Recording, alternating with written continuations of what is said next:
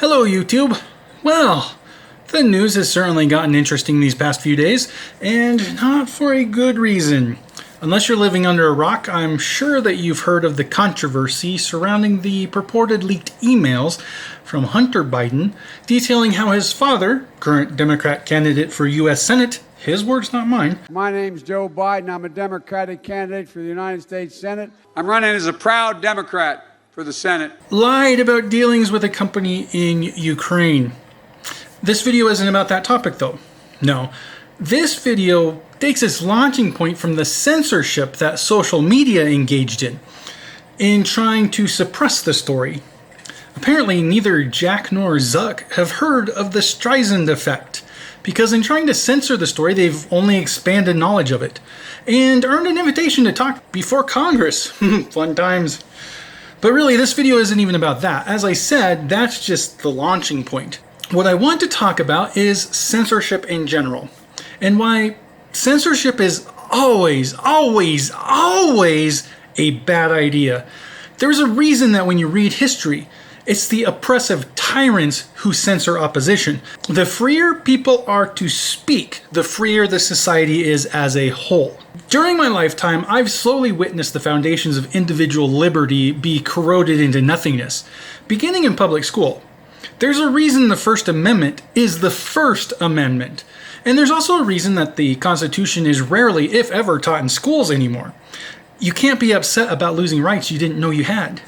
So let's examine the text of the First Amendment. Congress shall make no law respecting an establishment of religion, or prohibiting the free exercise thereof, or abridging the freedom of speech or of the press, or the right of the people peaceably to assemble and to petition the government for a redress of grievances. There's a lot in that, but the first thing that strikes me in there is how virtually every single clause of that has been violated since COVID-19 began. No laws prohibiting free exercise of religion? You can't even have indoor worship. You can't sing at your church, and you have to stay a certain number of feet apart. You want to peaceably assemble? Nope, only rioting is allowed.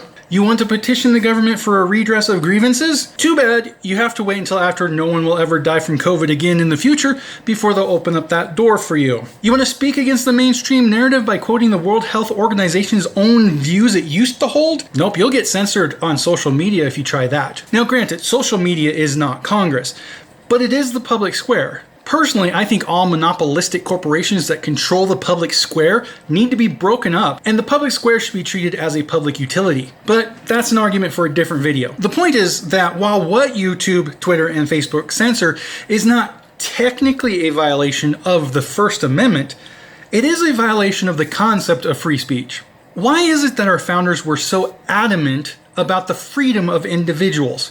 People were free to worship as they saw fit, to say what they wanted to assemble with those who they wished to assemble with, and to confront the government when they disliked what the government was doing. Why? Why was that power granted to the people? It's because the founders of this great country understood something about human nature that very few people really understand. And that's the fact that while we can all be mistaken from time to time, if you allow people the freedom to be in error, they will find the ways to correct those errors of their own accord. If you try to force someone to believe or say certain things, on the other hand, that will only cause people to rebel and fight against the tyranny. We can understand the fear that if someone is permitted to believe whatever they want to believe, they might believe something not only wrong, but evil and horrendous. Take racism as one such example. If we permit racist statements to be said online, why, that could radicalize others and make them agree with the racist sentiment. Don't we have a duty, therefore, to stamp out racism and make sure that no racists ever have a platform anywhere? Not really, and here's why. It is the censorship of racist statements without even providing a refutation of them that leads to radicalization. If someone is wrong and the only response is, "You're not permitted to say that," that doesn't refute the error. The person will never be corrected. He or she will always believe that error, and just because they can't speak on social media doesn't mean that they're not spreading their views underground. Censorship has just caused that person to become set in their ways, to become even more convinced that they are right because they have not been refuted.